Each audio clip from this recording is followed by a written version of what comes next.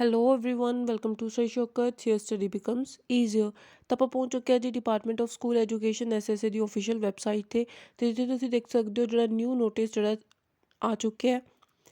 ਤੁਸੀਂ ਪੜ੍ਹ ਸਕਦੇ ਹੋ public notice regarding extension of data for transfer applications. ਆਪਾਂ ਨੂੰ ਪਤਾ ਟੀਚਰਸ ਦੀ ਟ੍ਰਾਂਸਫਰ ਲੀਕ ਪੋਰਟਲ ਜਿਹੜਾ ਹੈਗਾ ਦੁਬਾਰਾ ਤੋਂ ਓਪਨ ਕੀਤਾ ਗਿਆ ਸੀ ਤੇ ਜਿਨ੍ਹਾਂ ਵੀ ਟੀਚਰਸ ਨੇ ਆਪਣੀ ਟ੍ਰਾਂਸਫਰ ਕਰਵਾਉਣੀ ਸੀ ਉਹਨਾਂ ਨੂੰ 13 ਫਰਵਰੀ ਤੱਕ ਇੱਕ ਜਿਹੜੀ ਟਾਈਮ ਦਿੱਤਾ ਗਿਆ ਸੀਗਾ ਆਪਣੇ ਪੋਰਟਲ ਦੇ ਵਿੱਚ ਜਾ ਕੇ ਆਪਣਾ ਡਾਟਾ ਫਿਲ ਕਰਨ ਲਈ। ਤਾਂ ਉਹਦੇ ਰਿਗਾਰਡਿੰਗ ਇੱਕ ਨਵਾਂ ਜਿਹੜਾ ਹੈਗਾ ਪਬਲਿਕ ਨੋਟਿਸ ਆਇਆ ਹੈਗਾ। ਤਾਂ ਦੇਖਦੇ ਹੋ ਕੀ ਨੋਟਿਸ ਹੈ ਤੇ ਕੀ ਕੁਝ ਉਹਦੇ ਵਿੱਚ ਲਿਖਿਆ ਹੋਇਆ ਜੀ। ਉਹ ਨੋਟਿਸ ਜਿਹੜਾ ਜਾਰੀ ਕੀਤਾ ਗਿਆ ਹੈ ਉਹਨਾਂ ਟੀਚਰਸ ਲਈ ਜਿਨ੍ਹਾਂ ਦੀ ਟ੍ਰਾਂਸਫਰ ਜਿਹੜੀ ਉਹ ਮਨਜ਼ੂਰ ਕੀਤੀ ਗਈ ਸੀ। ਇਸ ਦਾ ਜਿਹੜਾ ਉੱਪਰੋਂ ਡਾਟਾ ਹੈ ਉਹ ਸੇਮ ਹੈ। ਆਪਾਂ ਆਲਰੇਡੀ ਪੜ੍ਹ ਚੁੱਕੇ ਹਾਂ ਕਿ ਪੰਜਾਬ ਸਰਕਾਰ ਨੇ ਪਹਿਲਾਂ ਇੱਕ ਮੀਮੋ ਨੰਬਰ ਤਹਿਤ 25 ਜਿਹੜੀ ਹੈ 25/6/2019 ਨੂੰ ਟੀਚਰਸ ਦੀ ਟ੍ਰਾਂਸਫਰ ਲਈ ਜਿਹੜਾ ਹੈਗਾ ਇੱਕ ਟ੍ਰਾਂਸਫਰ ਪੋਲਿਸੀ 2019 ਜਿਹੜੀ ਹੈ ਜਾਰੀ ਕੀਤੀ ਗਈ ਸੀ। ਉਸ ਉਪਰੰਤ ਸਮੇਂ-ਸਮੇਂ ਤੇ ਸੋਧਾਂ ਜਾਰੀ ਕੀਤੀਆਂ ਗਈਆਂ ਹਨ।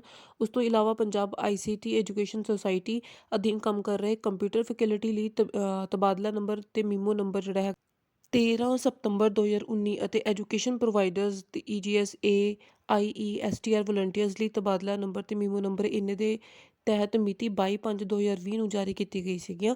ਇਹ ਜਿਹੜੀਆਂ ਹੈਗੇ ਨੇ ਵੀ ਪੱਤਰ ਜਾਰੀ ਕੀਤੇ ਗਏ ਸੀਗੇ ਕਿਸ ਦੇ ਰਿਗਾਰਡਿੰਗ ਟ੍ਰਾਂਸਫਰ ਦੇ ਰਿਗਾਰਡਿੰਗ ਤੇ ਟਾਈਮ ਟੂ ਟਾਈਮ ਉਹ 'ਚ ਜਿਹੜੀ ਸੋਧਾਂ ਕੀਤੀਆਂ ਗਈਆਂ ਉਹ ਕੀਤੀਆਂ ਗਈਆਂ ਸੀਗੀਆਂ।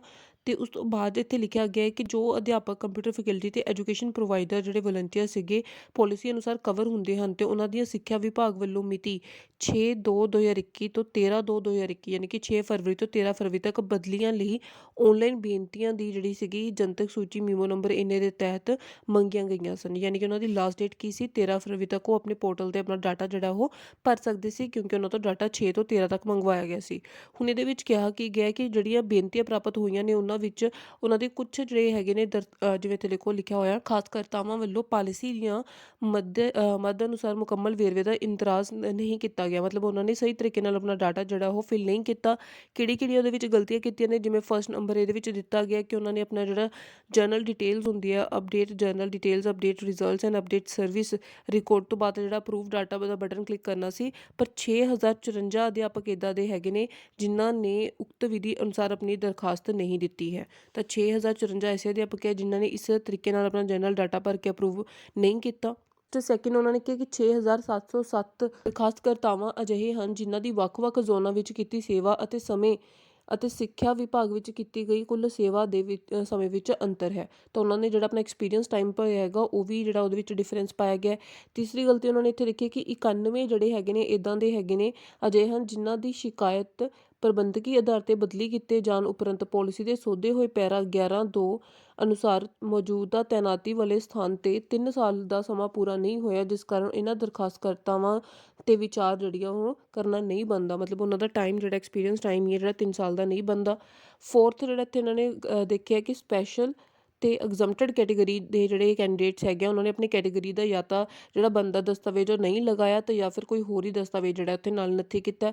ਪੰਜਵਾਂ ਇਹਨਾਂ ਨੇ ਪੁਆਇੰਟ ਇੱਥੇ ਦਿੱਤਾ ਕਿ ਇਸ ਤੋਂ ਇਲਾਵਾ ਬਹੁਤ ਸਾਰੇ ਦਰਖਾਸਤਕਰਤਾਵਾਂ ਵੱਲੋਂ ਆਪਣੀਆਂ ਸੇਵਾ ਨਾਲ ਸੰਬੰਧਿਤ ਹੋਰ ਵੇਰਵੇ ਜਿਵੇਂ ਕਿ ACR ਦੇ ਅੰਕ ਸਾਲ 2019-20 ਬੋਰਡ ਦੇ ਸਾਲਾਨਾ ਨਤੀਜੇ PPP ਦੇ 2 ਸਾਲਾਂ ਦੇ ਨਤੀਜੇ ਸਾਲ 2018-19 ਅਤੇ 19-20 ਨਹੀਂ ਭਰੇ। ਯਾਨੀ ਕਿ ACR ਦੇ ਆਪਾਂ ਦੇਖਿਆ ਸੀਗਾ ਕਿ ਜਿਹੜੇ ਨਤੀਜੇ ਭਰਨੇ ਸੀਗੇ 2 ਸਾਲਾਂ ਦੇ 2018-19 ਦੇ ਤੇ 2019-20 ਦੇ ਉਹ ਵੀ ਕਈਆਂ ਨੇ ਜਿਹੜੀਆਂ ਉਹ ਨਹੀਂ ਭਰੇ। ਤਾਂ ਇਹਨਾਂ ਸਾਰੀਆਂ ਗਲਤੀਆਂ ਦੇ ਤਹਿਤ ਉਹਨਾਂ ਨੇ ਹੁਣ ਕੀ ਫੈਸਲਾ ਕੀਤਾ ਕਿ ਅਧੂਰੇ ਵੇਰਵਿਆਂ ਅਤੇ ਉਕਤ ਦਰਸਾਈਆਂ ਦਰਖਾਸਤਾਂ ਨੂੰ ਰੱਦ ਕੀਤੇ ਜਾਣ ਦੇ ਸਬਬ ਬਣ ਗਿਆ ਹੈ। ਪਰੰਤੂ ਉਕਤ ਸਥਿਤੀ ਨੂੰ ਵਿਚਾਰ ਕਰਨ ਉਪਰੰਤ ਵਿਭਾਗ ਵੱਲੋਂ ਇਹ ਮਹਿਸੂਸ ਕੀਤਾ ਗਿਆ ਹੈ ਕਿ ਅਧਿਆਪਕਾਂ ਕੰਪਿਊਟਰ ਫੈਕਲਟੀ ਅਤੇ education provider AGS AIE STR volunteer ਦੇ ਹਿੱਤਾਂ ਅਤੇ ਪਾਲਿਸੀ ਨੂੰ ਸੁਚਾਰੂ ਅਤੇ ਵਧੇਰੇ ਪਾਰਦਰਸ਼ੀ ਵਿਧੀ ਨਾਲ ਲਾਗੂ ਕਰਨ ਲਈ ਅਧਿਆਪਕਾਂ ਨੂੰ ਇਹਨਾਂ ਤਰੁੱਟੀਆਂ ਨੂੰ ਦੂਰ ਕਰਨ ਲਈ ਇੱਕ ਆਖਰੀ ਮੌਕਾ ਜਿਹੜਾ ਹੈ ਦੇਣਾ ਬਣਦਾ ਹੈ। ਤਾਂ ਉਹਨਾਂ ਨੂੰ ਇੱਕ ਹੋਰ ਆਖਰੀ ਮੌਕਾ ਦਿੱਤਾ ਗਿਆ।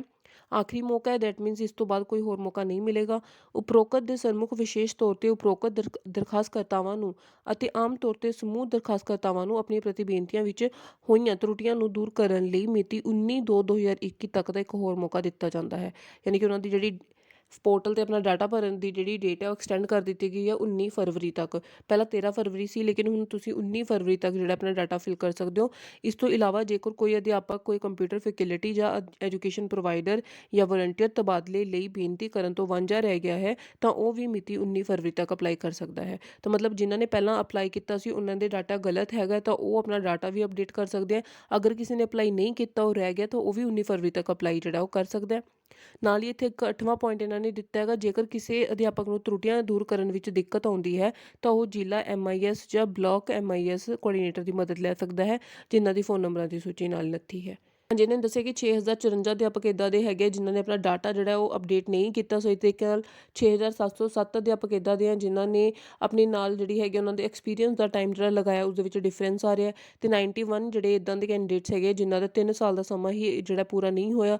ਤੇ ਨਾਲ ਹੀ ਉਹਨਾਂ ਨੇ ਕਿਹਾ ਕੁਝ ਐਸੇ ਹੈਗੇ ਜਿਨ੍ਹਾਂ ਨੇ ਕੈਟੇਗਰੀ ਦਾ ਜਿਹੜਾ ਸਰਟੀਫਿਕੇਟ ਲਗਾਉਣਾ ਸੀ ਉਹ ਸਹੀ ਨਹੀਂ ਲਗਾਇਆ, ਤੇ ਕਈਆਂ ਨੇ ACR ਦੇ ਰਿਗਾਰਡਿੰਗ ਆਪਣਾ ਡਾਟਾ ਜਿਹੜਾ ਉਹ ਸਹੀ ਨਹੀਂ ਭਰਿਆ, ਤੇ ਜਿਸ ਕਰਕੇ ਉਹਨਾਂ ਦੀ ਜਿਹੜੀ ਡੇਟ ਹੈਗੀ ਹੈ ਭਰਨ ਦੀ ਉਹ ਐਕਸਟੈਂਡ ਕਰ ਦਿੱਤੀ ਗਈ ਹੈ। ਆਖਰੀ ਮੌਕਾ ਉਹਨਾਂ ਨੂੰ ਦਿੱਤਾ ਗਿਆ 19 ਫਰਵਰੀ ਜਿਹੜੀ ਹੈਗੀ ਉੱਥੇ ਤੱਕ ਤੁਸੀਂ ਹੁਣ ਆਪਣਾ ਡਾਟਾ ਅਪਡੇਟ ਕਰ ਸਕਦੇ ਹੋ। ਅਗਰ ਕੋਈ ਰਹਿ ਗਿਆ ਹੈਗਾ, ਉਸਨੇ ਨਹੀਂ ਕੀਤਾ ਪਹਿਲਾਂ ਅਪਲਾਈ, ਤਾਂ ਉਹ ਦੁਬਾਰਾ ਤੋਂ ਹੁਣ ਇੱਥੇ ਅਪਲਾਈ ਕਰ ਸਕਦਾ ਹੈ। ਦੇਖ ਸਕਦੇ ਹੋ। ਇਸ ਤੋਂ ਇਲਾਵਾ ਉਹਨਾਂ ਨੇ ਨਾਲ ਜਿਹੜੀ ਹੈਗੀ ਹੈ list of teachers with wrong data ਜਿਹੜੇ ਅਪਡੇਟ ਕੀਤੀ ਹੈ, ਯਾਨੀ ਕਿ ਇਹਨਾਂ ਟੀਚਰਸ ਦੀ ਲਿਸਟ ਦਿੱਤੀ ਹੈ ਜਿਨ੍ਹਾਂ ਦਾ ਡਾਟਾ ਜਿਹੜਾ ਉਹ ਰੋਂਗ ਫਿਲ ਕੀਤਾ। ਮੈਂ ਤੁਹਾਨੂੰ ਦਿਖਾ ਦਿੰਦੀ ਇੱਕ ਵਾਰ। ਡਾਟਾ ਆਪਣੇ ਸਾਹਮਣੇ ਜਿਹੜਾ ਓਪਨ ਹੋ ਚੁੱਕਿਆ ਹੈ ਤੇ ਤੁਸੀਂ ਦੇਖ ਸਕਦੇ ਹੋ ਸਭ ਤੋਂ ਪਹਿਲਾਂ ਸਟਾਫ ID ਹੈ, ਦੈਨ ਡਿਸਟ੍ਰਿਕਟ ਨੇਮ ਹੈ, ਦੈਨ ਉਸ ਤੋਂ ਬਾਅਦ UDIS ਕੋਡ ਹੈ, ਸਕੂਲ ਨੇਮ ਹੈ, ਫੈਕਲਟੀ ਨੇਮ ਹੈ, ਤੇ ਉਸ ਤੋਂ ਬਾਅਦ ਡੈਜ਼ਿਗਨੇਸ਼ਨ ਹੈ, ਸਬਜੈਕਟ ਜਿਹੜਾ ਹੈਗਾ ਉੱਥੇ ਦਿੱਤੇ ਗਏ ਕਿਹੜੇ ਸਬਜੈਕਟ ਦੇ ਉਹ ਲੈਕਚਰਾਰ ਹੈਗੇ। ਤਾਂ ਇਸ ਤਰ੍ਹਾਂ ਕਰਕੇ ਸਾਰਾ ਜਿਹੜਾ ਡਾਟਾ ਇੱਥੇ ਦਿੱਤਾ ਹੋਇਆ।